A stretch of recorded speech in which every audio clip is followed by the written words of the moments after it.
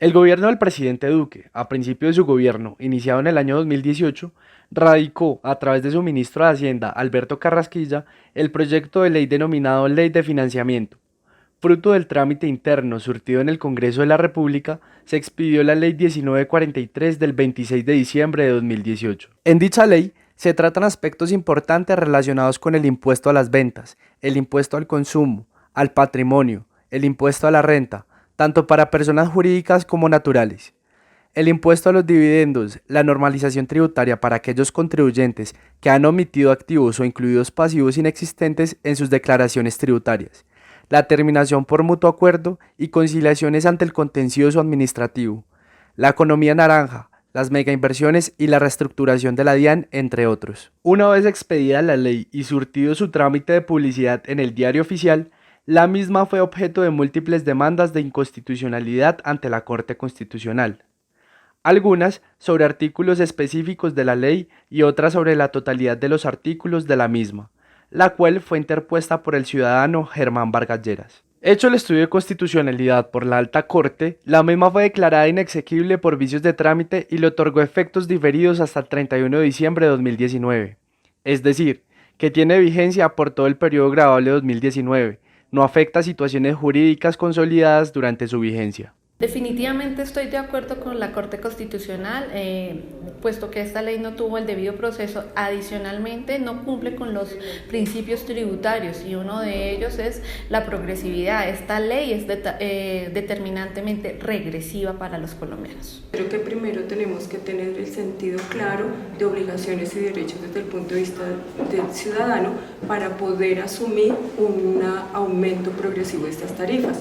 Porque la percepción que se tiene frente a que cuando pago renta, como estamos en nuestro contexto actual, es que se la roban y el tema de corrupción pues va a determinar que no asumamos una situación de un incremento de esas tarifas, dado que pues hay primero que atacar ese factor de corrupción y entender que tenemos otras acciones colectivas como el control social para ir vigilando las inversiones que haga el Estado con estos recursos que nosotros estamos dando.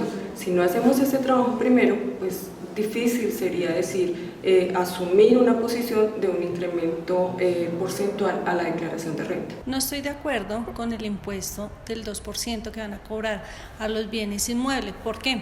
Porque en Colombia estamos pagando demasiados impuestos. Dentro de esos tenemos o contribuciones o tasas y dentro de esos tenemos que pagamos impuesto predial, que pagamos una valorización, que pagamos contribuciones que todas tienen que ver con el inmueble. Adicional, si sobrepasa unos topes que tienen que ver directamente con un impuesto a la riqueza, pues no me parece justo que el hecho que nosotros tengamos que vender, tengamos que pagar un porcentaje del 2%.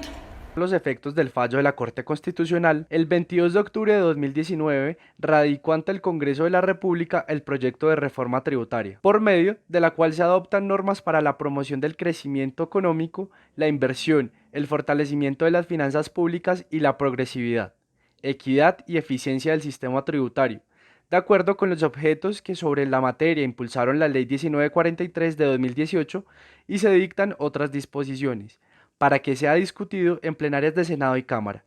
El proyecto consta de 110 artículos que corresponden en su contenido a los ya incluidos en la Ley 1943 de 2018, declarada inexequible.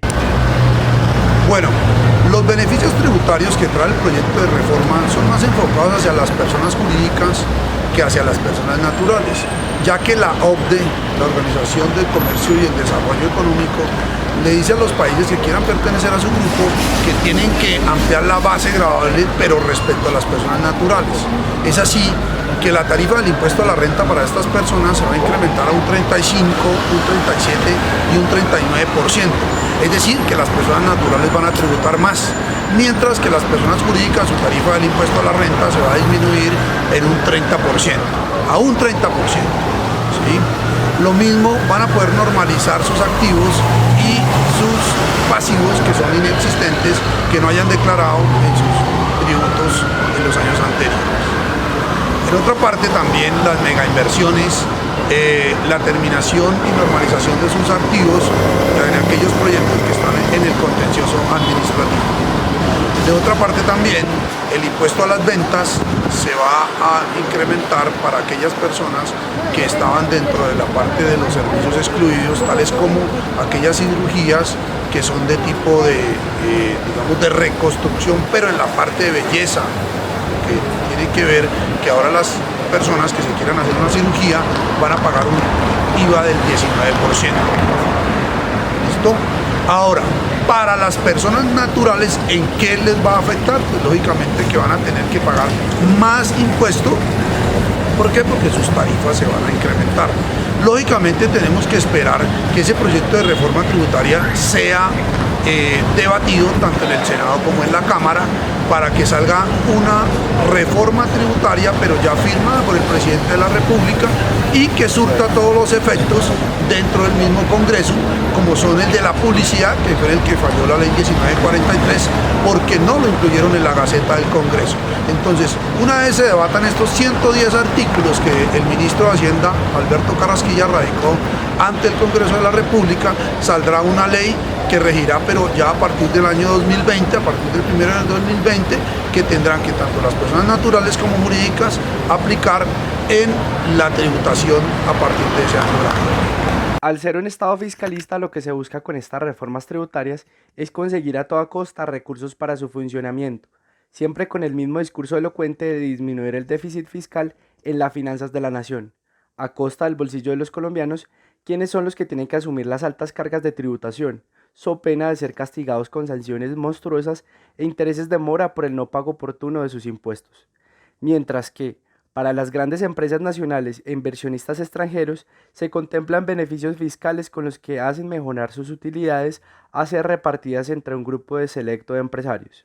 Lo que consideramos importante y para que no se presenten continuamente reformas tributarias es que el Estado colombiano, a través de las entidades fiscalizadoras de orden nacional, departamental y municipal, ejerzan una mayor actividad de control en pro de cazar a los omisos e inexactos en la presentación de sus obligaciones tributarias. Para ello se debe tener en cuenta una mayor cantidad de funcionarios preparados académicamente y con gran experiencia en el tema fiscal, lo cual tiene como efecto un mayor recaudo sin necesidad de expedir leyes que lo que hacen es confundir y volver engorroso el tema tributario.